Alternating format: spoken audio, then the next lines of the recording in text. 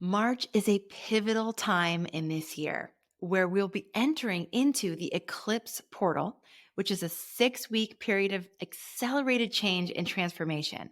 We'll be experiencing our first full moon lunar eclipse in Libra, which is promising to shake things up a bit.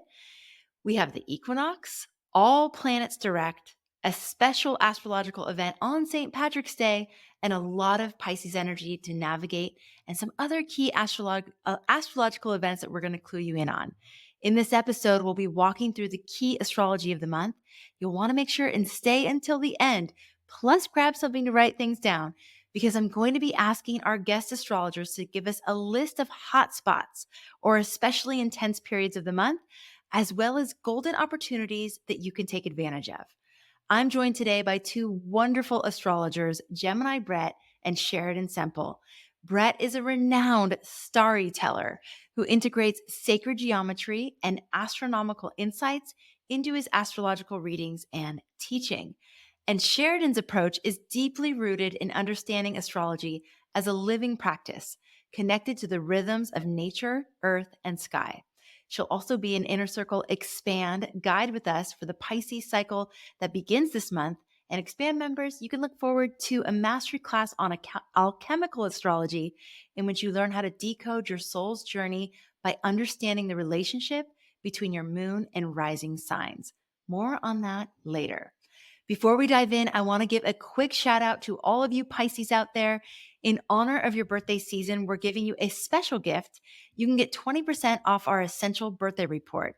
This personalized report is based on your unique chart information and will give you confidence and clarity as you navigate the year ahead. You're going to get your personal themes and how to work with the transits coming your way. Find it at astrologyhub.com/birthday report and enter the code 20 Pisces at checkout. We're going to drop that link and the discount code in the show notes as well. And without further ado, Sheridan and Brett, welcome to the Astrology Hub podcast. Thank Thanks, you. Amanda. All right, you guys, let's start with the overarching theme for March. What would you say that theme is? Enter the dragon. And the dogs know what we're talking about, right? It's a lot of barking that's about to happen with the sun's Aries ingress, as it is every year, and with eclipse season coming up. So this is this kind of liminal time, this transformational time, in a way, preparing for that. It's amazing that all planets are direct right now. So we have that kind of direct motion, but Pisces season in general is a good time to remember to stay in spirit, stay in water, stay in the heart. So, Brett, when you say enter the dragon, I know that has to do with the eclipses, but what does that mean? Yeah, well, why that has to do with the eclipses, by the way, is there's so many myths about the sun or the moon being eaten by a dragon at eclipse time. And that's because the moon snakes above and below the path of the sun every month. And eclipses happen when we have new or full moons at their crossing points, which we call the dragon's head and the dragon's tail, right? So when I hear Enter the Dragon, like, I think of Bruce Lee. It was a Bruce Lee film back in the day. And there's important training for that, right? Like eclipses are a really big deal. I think we can get lost like preparing so much that we forget to live in the moment now, which is key. Like Pisces reminder, right? Like a timelessness, like be here now. But at the same time, like eclipses are a huge deal. So as we're moving there, when I think of Enter the Dragon, it's that kind of like get your kung fu ready, right? To get training. And that for me means like dream into and feel into intentions for the eclipse portal and also for the year ahead, because we often look at the sun's Aries ingress, which happens in March, as a chart that speaks for the year to come. I know that you also mentioned that we have all planets direct this month. So there's no retrograde planets. What does that mean? What does that set us up for perfectly? What does it sort of ask us not to do during this period of time? What would you say is the significance of that? Well, retrograde planets in general often offer opportunities to reflect, right? And do a little memory lane work, and also kind of get a little more internal. So when all the planets are direct, it's the opposite of that. It's like everything's moving forward, right? So it's a really cool time. Wouldn't typically say this of Pisces season, because I really do feel Pisces wants us to be in water, to be in spirit, and those dreams when you're trying to like throw punches underwater and you can't do anything, like that's a good reminder of how to Pisces as far as I'm concerned. But with all the planets moving direct, and especially with the Aries ingress coming up as it always does in March, right? The equinox time. I think it's a great time to launch a ship, to, look forward. It's actually this small window that Isabel, my dog, gets really excited about. Between the sun moving into Aries and the lunar eclipse that follows, that's a pretty cool electional time to think about what you're moving forward into and moving towards, and launch that ship. Mm. We will be doing a free community event for this eclipse portal. And we are really anchoring around those ideas of stepping into the authorship or leadership of your own life. And it sounds like even though it's Pisces energy, which isn't necessarily usually associated with more of those yang type activities, the fact that all the planets are direct are maybe offering an opportunity for us to dream into what kind of leaders we want to be in our own life, dream into how we want to show up in a more assertive way, but also still deeply rooted spiritually. So it doesn't have to be one or the other, potentially. Sheridan, I know you work a lot with shamanic practices around astrology in terms of bringing things from the vision space into this realm, into our lives. Are there any particular approaches or practices or ways that we can do that, especially this month? Yeah, I think, when we're talking about coming into eclipses and it can be a triggery time for people, right? Because it's about going into the shadow and looking into the darkness and the healing component that we're often uncomfortable with. So I think with all of this Pisces energy and so many of the alignments happening this month, that it is really important to try and stay grounded, right? Connect into the earth, right? Because that's the place that we're on, and that's the place that all of this is happening from our view from, right? So, grounding practices, breathing practices, and really focusing on the heart, right? That's so much of what Pisces is all about for me, is like being in the heart, connecting into spirit through the heart. So, how do we take these lofty ideals and bring it down into the physical is by dropping into our bodies, right? Instead of just staying out in that kind of Neptunian celestial world, Pisces place, it's like, how do I come into feeling it in my body, put my feet on the ground, lay on the ground? Maybe I use, I always talk about it like aromatherapy, connect with the plants, connect with crystals, like things that ground you into the physical, right? So when we talk about like feeling into your heart, bringing it into your heart, focusing on your heart. How does it feel? Does it feel open? Is it feeling closed? Am I feeling fear? Am I feeling like love, right? How do I keep connecting, grounding into my heart to open that space? And then for me, that's where it can come down into that matter place, because your heart is in your body. Hmm. Wonderful. Okay. I know that we have some big transits that we want to focus on for March and just give like the Cliff's Notes version of March for people so they can walk away with the biggest, juiciest things to focus on. And one of those first things happening is March 17th, St. Patrick's Day, the sun conjunct Neptune in Pisces. So, Brett, let's kick this off with you. Why is this important, and what is the invitation for us? Well, I mean, Sun conjoining any of the outer planets begins their cycle. Neptune moves so slowly that the Sun laps Neptune in about a year's time. I think it's 367 days between consecutive Sun Neptune conjunctions. And we will have one next year in 2025 also in Pisces, but that will be the last sun Neptune conjunction in Pisces, where many see Neptune at home in our lifetimes. Like from then on, starting 2026, the Sun Neptune conjunctions will happen in Aries, right? So there's a finishing here, which I think is really important. And I mean, it's kind of ironic that this Sun Neptune conjunction in Pisces happens on St. Patty's Day because Neptune's a planet kind of notorious for inebriation, right? And a lot of people will be quite drunk then. I think much more importantly, and I feel why alcohol is known as spirits is, you know, Pisces, Neptune, these are both energies where we're trying to have experiences that exist beyond in the realms beyond the limits of our senses, you know?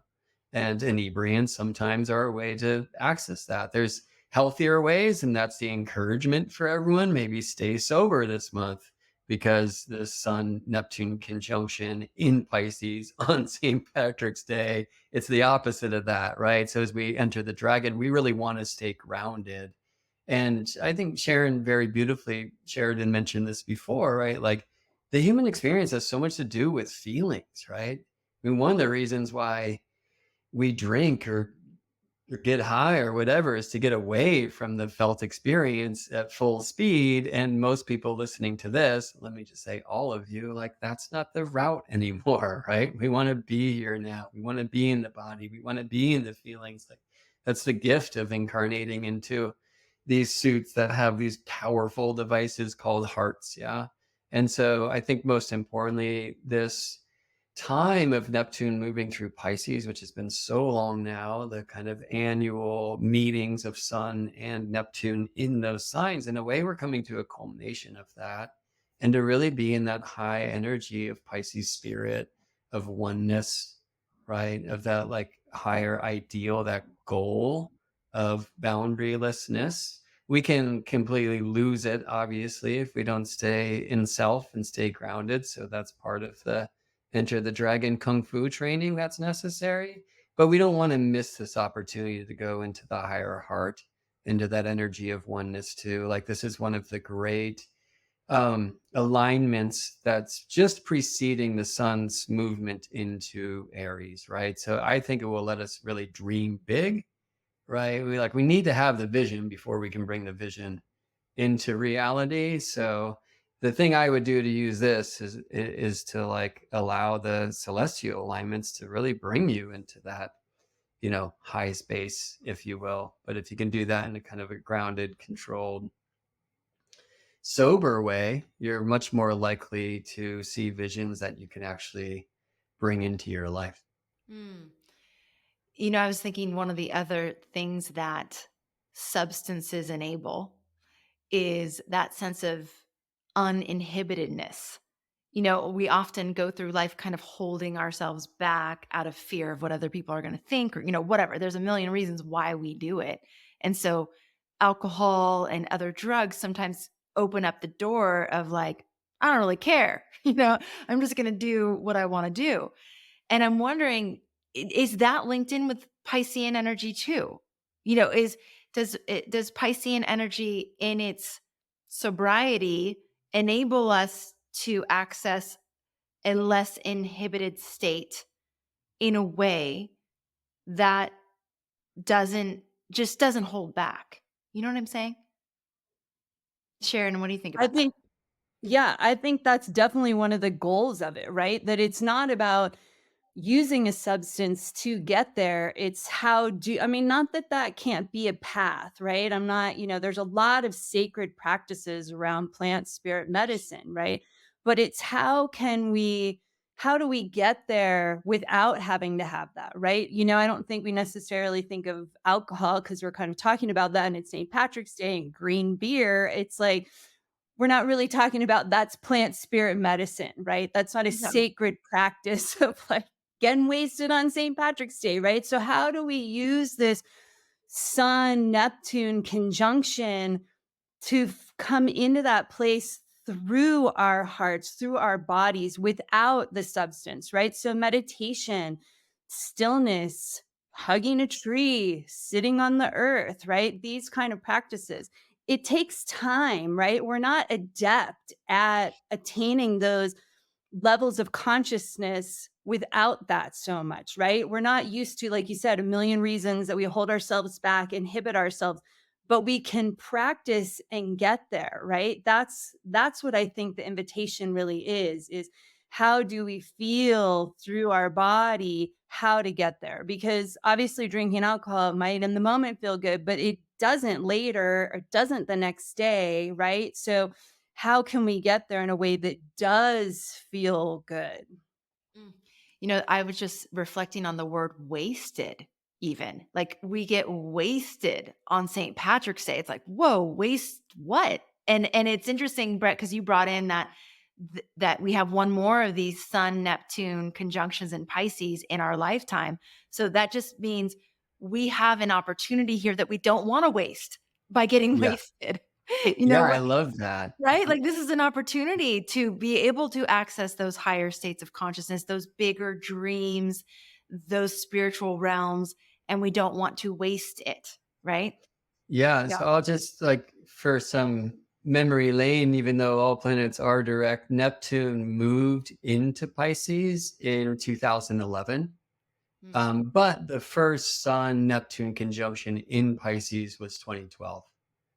And so, Mm. I mean, that was a time when a lot of us were dreaming into massive world changes. Some of us were more bought into that than others. My life completely ended and began anew. Like that's when I became an astrologer. And I think a lot of people that were really kind of visioning into the potential for a new world to be born at that time, like really did have personal experiences around that. Like didn't yeah, as you said, like didn't waste that opportunity by just, being in our wasted space or whatever, right? So, yeah, I mean, folks, where were you in 2012? Like, what have you been dreaming into since then? And no, in a sense, it's not full circle, like that's the whole zodiac. But this period of Sun dancing with Neptune and Pisces, we're coming more towards the end of that now that Neptune is at the last degrees and is about to move into Aries, right? So, I think it's a really big deal. And, I've been sober since 2012, actually. Um, but I'm glad I didn't used to be. Like I learned a lot and learned how to open things and release some of those inhibitions that you spoke about before, and learned how to see the world in a less linear way and whatnot through my explorations with different medicines over time. And especially since I've now come to respect them as medicines rather than just like, ways to avoid life, etc. Like, I think there's lots of different ways to get after that. But most of us now have found like more grounded ways to open into that spiritual space and that flow state, and that's the big deal. So it's probably a really helpful time always, and especially now, for us to check in with our belief systems, right? Believing is seeing. So as we prepare for the dragon times when eclipse portals are always so powerful, there's something particularly powerful about eclipses when the nodes are in Aries Libra as they are now, that we kind of check in with our religion, like choose your religion or choose to release any religious thoughts that might keep you from going there is the last commandment I'll say that's open for us at this powerful time. Brett, I was so wishing you were with me a few nights ago. I went on a stargazing field trip with Sophia's sixth grade class and ran into an astronomer who really doesn't like astrology and was telling me that astrology is a religion. And I was like, whoa, that is absolutely not my experience of it. And she said, well, of course it's not your experience of it because you believe, she just totally dismissed me and, all the reasons why astrology is just a bunch of BS. And I was like, oh, where's Brett when you need him? But it's interesting. This idea of what have we made religion? Mm. It could be astrology. It could be science. It could It be could be medicine. absolute hatred of astrology, Yes. like that astronomers really rigid religion, right? I mean, I think it's Right. safe to say that astrology is a belief system. It's really personal, right? It's really like how you come after it. But the funny thing is, typically we're blind to our own religion. like my assumption would be that that astronomer, like most rational astronomers of our day and age, don't think they're religious, No, and no, yet no, no, she's no. She attacking you Yeah, no, no, from she exactly, that's exactly what happened, is she was yeah, like, "Well, of course, because it's your religion, you don't see it." And I was kinda like, "Well, what about yours?" You know? But it doesn't yeah, matter. My point is we all have them, though. You know, we have these belief systems that we're very attached to, and that they can serve us, and that can also keep us with blinders on and unable to consider other perspectives. yeah. And hey, I wish I was there with you under Hawaii stars on a field trip always too. And there's a thing that you said that's a great way to lens Pisces in general. It's like it's just like a fish isn't aware of the water that they swim through, Yeah. right? Like that's our Pisces. Like, what is the stuff you're not even aware of because it's what your reality consists of, Mhm. right? And it's worth contemplating that. Mhm. Yeah. Yeah. And it's strange for us that, like, in our elemental order in the zodiac, we move from fire, right, Pisces to, or sorry, water, Pisces to fire, Aries. And then Hawaii is such a great teacher of that as well, right? Because the fire water, like the lava and the volcanoes that are in the ocean and all that. Mhm. So it's just Mhm. such an epic place to study nature and astrology. As far as I'm concerned, it's one of the things I would tell that astronomers, astrology is the poetic breath of nature. Mm. I think what you're speaking to really speaks to all the planets being direct versus the retrogrades as well, right? That we can get into our own like dogmatic belief systems of like, oh, I can only do this when I've done that, right? So when planets are retrograde, we get that reflective time to kind of like sit back and go, wait, do I need to do those two things linked together all the time? Or do I not? But when everything's going forward at the same time, there can be a pressure to just keep going, right? Keep going with what you're doing, keep doing, doing, doing. There's no like being time. It's nice that there's so much Pisces because it does allow us to be if we're ready to like settle into that. But it's like it's it can lend itself to more dogmatic practices of what maybe isn't serving us and linking weird things that we do together. Like I can only eat this when I've done this, or I can only like go exercise if I've done this, right? But it's like, wait, why are those two things linked together? They have nothing to do with each other. I love that too, Sheridan, in light of the idea that this is a month where we can bring big dream. Well, we first of all, we can dream big, and then we can start to actually make plans to actualize those dreams. It's hard to dream big when you're stuck in boxes, in dogmatic boxes, in like you just said, you've linked two things together, like, oh, whenever I try this, it fails. Or whenever I attempt this kind of thing, I get embarrassed, or, it doesn't work, or, any of those kinds of limiting links. I like how you say that, are really important to be aware of, because with those still in place, we're going to limit ourselves. So I love this. Okay, let's go to the equinox on the 19th. Do you ever long for a more magical, connected life? Well, we've got you covered with a free gift called Your Guide to Manifesting with the Moon, designed to help you connect with the cosmos on a deeper level and start manifesting the life of your dreams with simple, practical practices. You'll learn all about the moon's phases, how the energy changes as she moves through the elements, and how to craft rituals for different times of the month. Intrigued? Just go to astrologyhub.com/manifest to get started for free today. Okay, let's go to the equinox on the 19th, a couple days after this Sun Neptune conjunction. We have the equinox. So let's talk about the astrology of that and why it even matters. Why should we pay attention? The equinox, specifically the Aries ingress, and there's a good reason that I teach in the sacred astronomy class. Like that is the point, zero tropical Aries, that is due east of Earth's center. right? And therefore it works like a global ascendant.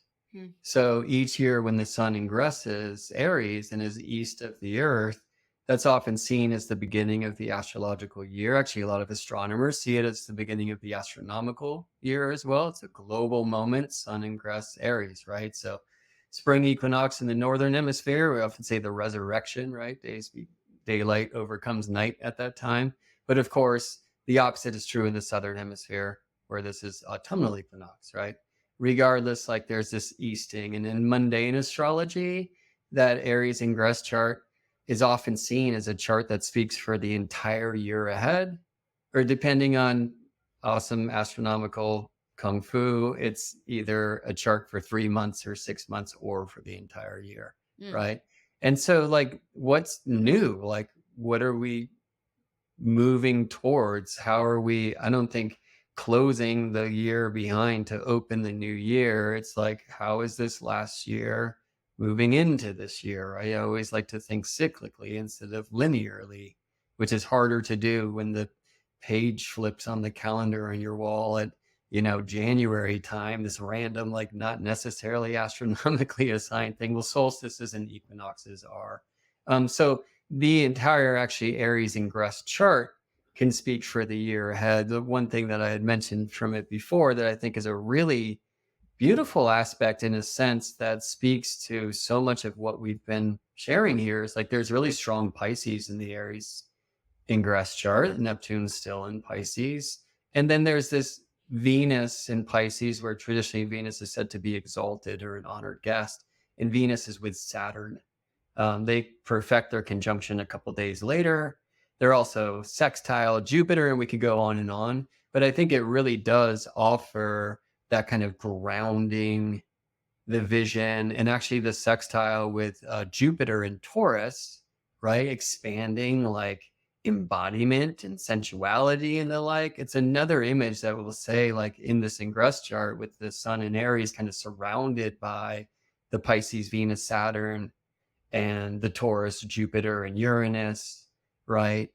That like grounding or making real, or embodying your vision space and having that be a huge theme, not only like at this time in this month through the eclipse portal, but literally for the entire astrological year Mm. ahead. Okay, so if we were anchoring on a potential theme for the whole year ahead, starting with this equinox, it would still be this theme of bringing those big dreams and visions into reality. Absolutely. And, we'll remember that Jupiter and Saturn conjoined in the first degree of Aquarius on December solstice 2020, Mhm. right? So there was like a seed planted then. Well, now they're sextile, Mm. right? And so we're moving more towards the sprouting of whatever their intention was.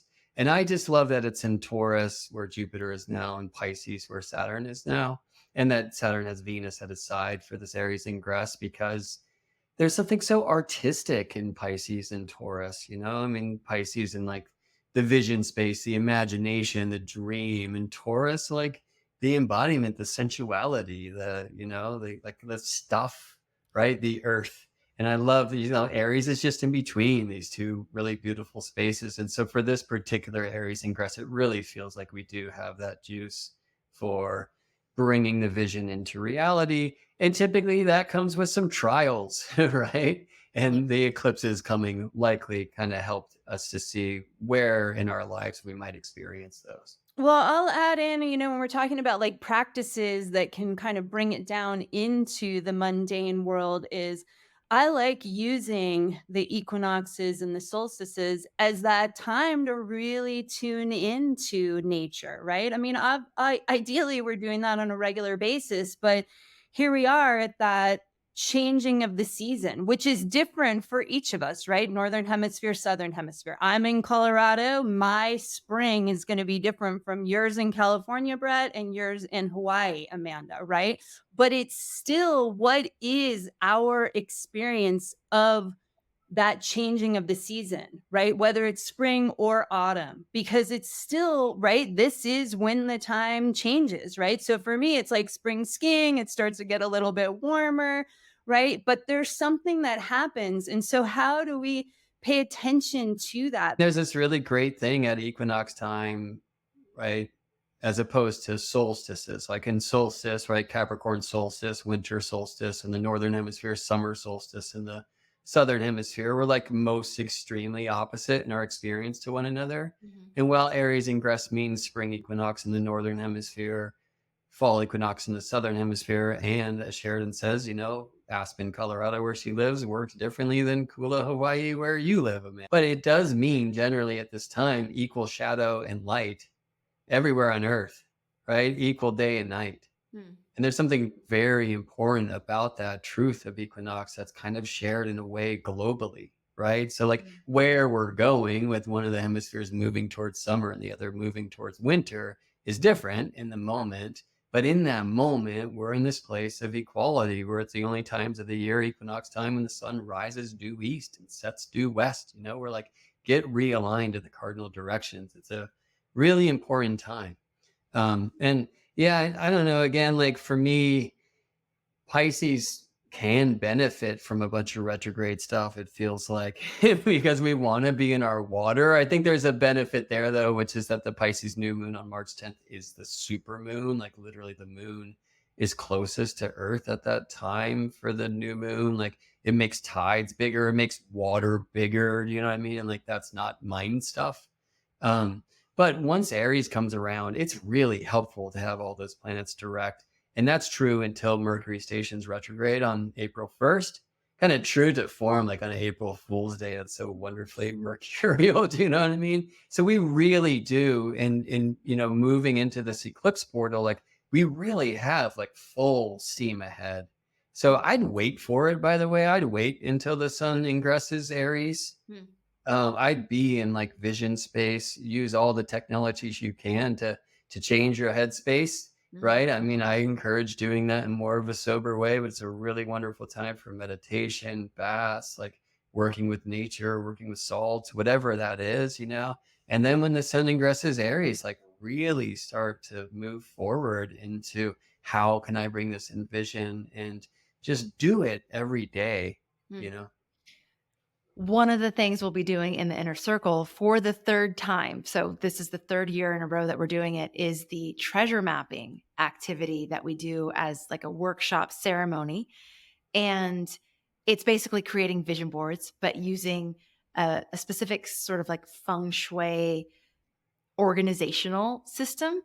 And so this will be, again, like I said, the third time we're doing it. And the results year over year are astounding, miraculous. We hear success stories from the community. I personally have had like countless stories of things that are on those treasure maps aligned with that Aries new moon. I know you said the Aries ingress, but we've been waiting until that first new moon in Aries and a little bit after that first new moon in Aries to actually start that treasure mapping process and then allow the whole entire year for the things to actually sprout and come alive in our lives.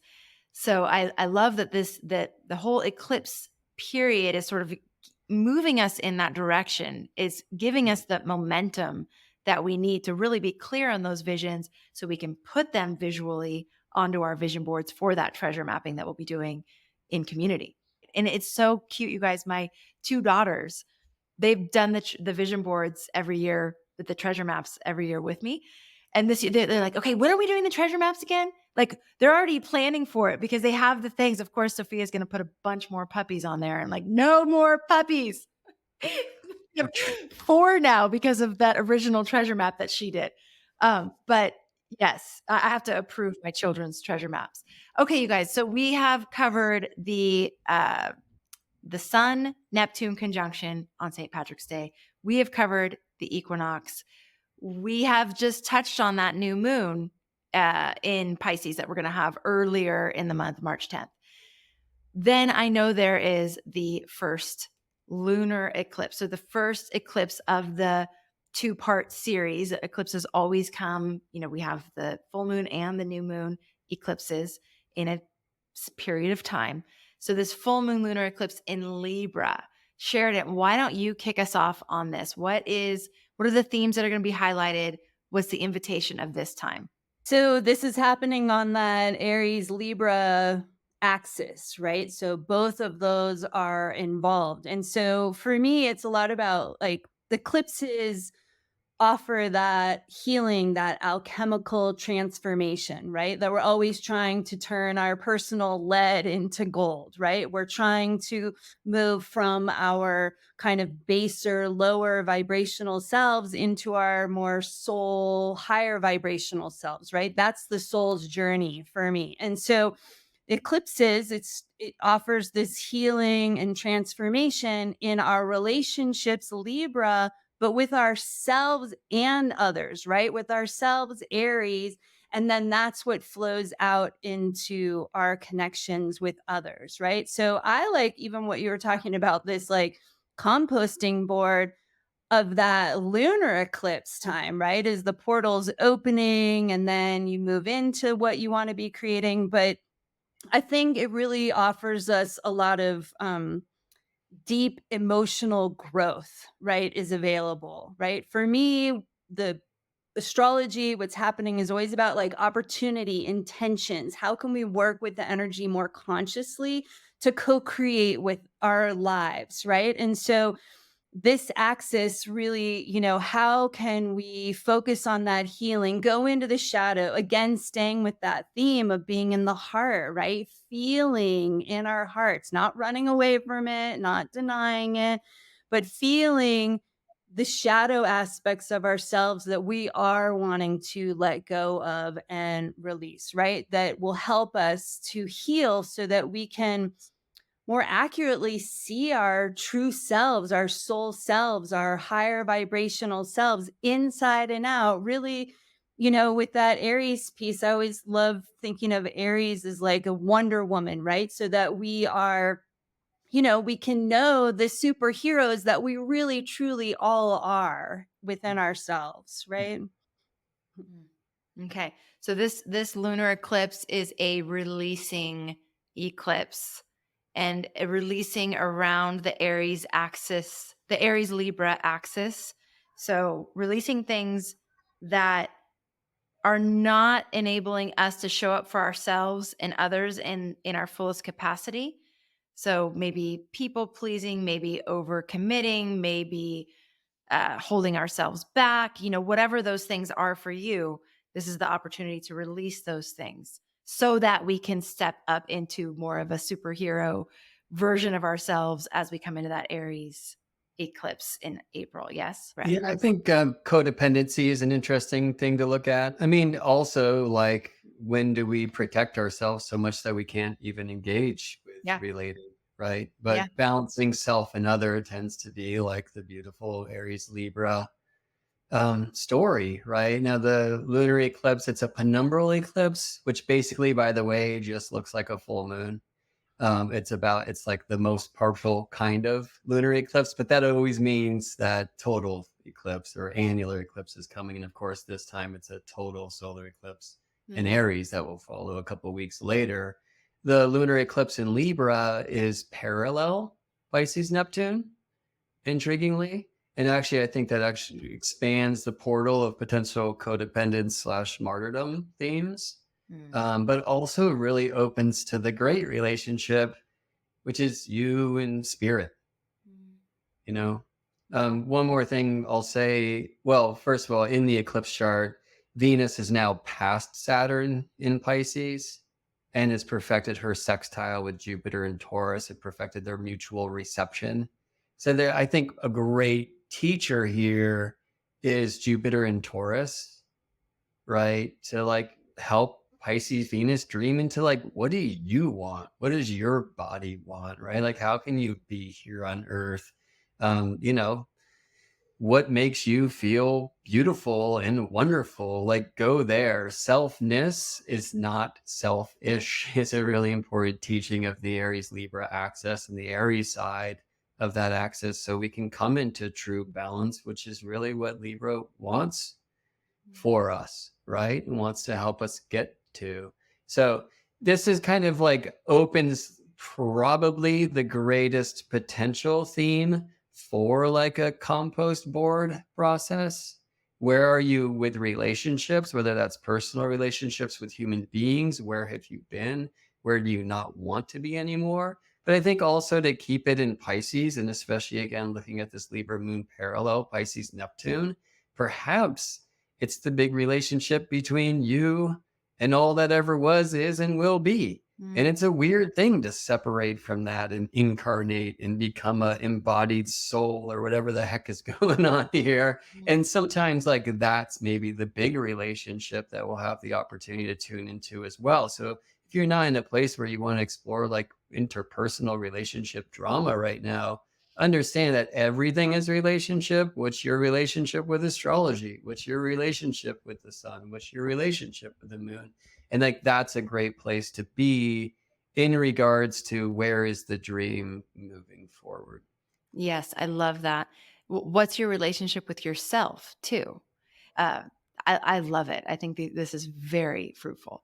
Okay, so we have three of the major elements of this month covered, with Pisces kind of being the underlying, like, big picture energy that we've talked about throughout the entire month. Can you identify certain hot spots or maybe more intense periods of the month that we can note down? And how would you recommend working with those intense periods this month?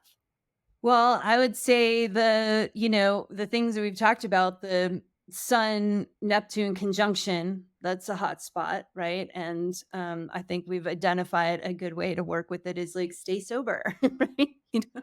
I like that theme.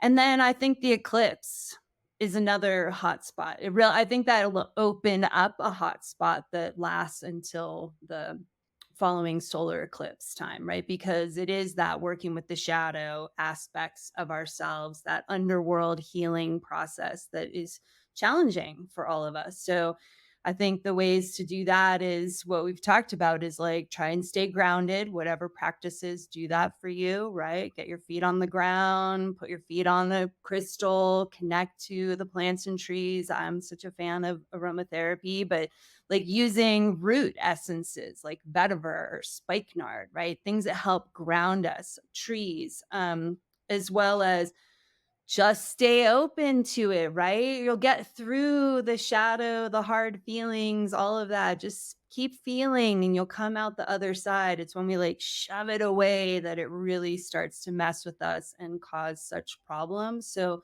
just ride the hot spot wave. Mm. I came up with something exploring the last lunar cycle we were in. I was in dialogue with someone and I realized when I don't want to feel something, I try to fix it. So I came up with feel it, don't fix it. Instead of like, oh, well, we could do this and we could change it. It's like, no, no, no, just feel what the person just said. Just absorb it. It's okay to feel it, whatever that brings up. Because whenever I would go in to fix it, it just sort of the person didn't feel heard at all because I'm just trying to fix the situation, because I don't want to feel it. It has nothing to do with them. It's actually very selfish. So I love what you're bringing up there. Just ride the waves, allow ourselves to feel it. So what is the actual date of this lunar eclipse that we're going to be having?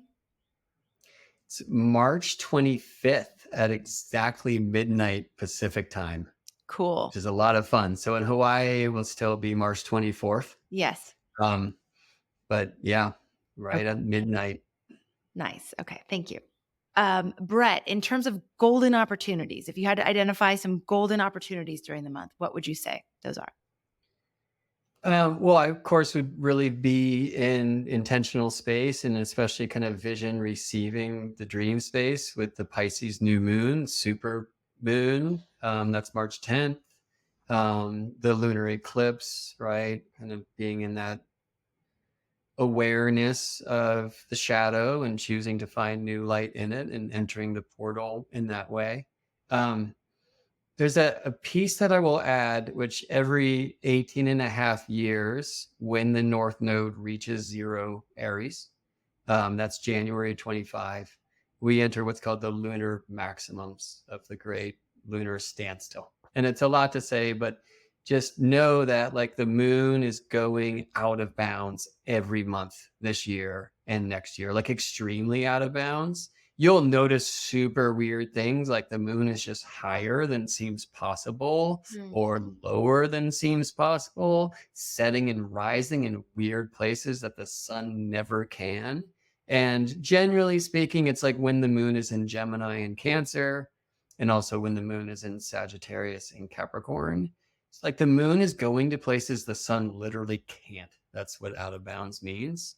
And let it give you out of bounds experience, break the rules, let your feelings, let your soul like come alive and just know that you can do things that your belief system, your religion, if we use that word that came in before, limits you from believing. Like you can become the best version of you, regardless of what your history may suggest. Don't believe the hype, dream into the greatest version of you and make that the reality of your life. Mm. Love it. Okay. If you love the guidance that Brett and Sheridan have offered, I just want to let you know that both of them are available for readings. So if you want to know how this affects your chart personally, you can go to astrologyhub.com/connect and you will be able to get the generous offerings that both of them offer to our community, which is 10% off of their readings. Sheridan's going to be offering even steeper discounts to Inner Circle members during her Inner Circle month, which begins with Pisces. So you can wait for that and find out more information about the 30% that Sheridan's going to be offering and how to access that and everything. But if you are not an Inner Circle member and or if you would like to book a reading with Brett, you can do so with a 10% off for our Astrology Hub community, all the podcast listeners, all our YouTube subscribers out there. So make sure you go to astrologyhub.com/connect and check it out and book your reading with Brett and use your discount code. All the information you need is on that page. Brett and Sheridan, thank you so much. I feel like we have a great lay of the land for March and lots of good information about sort of the overarching themes and opportunities that we will be navigating. So thank you so much. I feel like we're going to be ready to enter into the dragon. And very much thanks to you and both of your wisdom and guidance. So thank you for that. Thank you, Amanda. Such a treat to be here with Astrology Hub always. And Always. it's great to connect with you and see you again, Sheridan. Yeah, you too. No, it's just fun to spend this time with you all. Thanks for having me.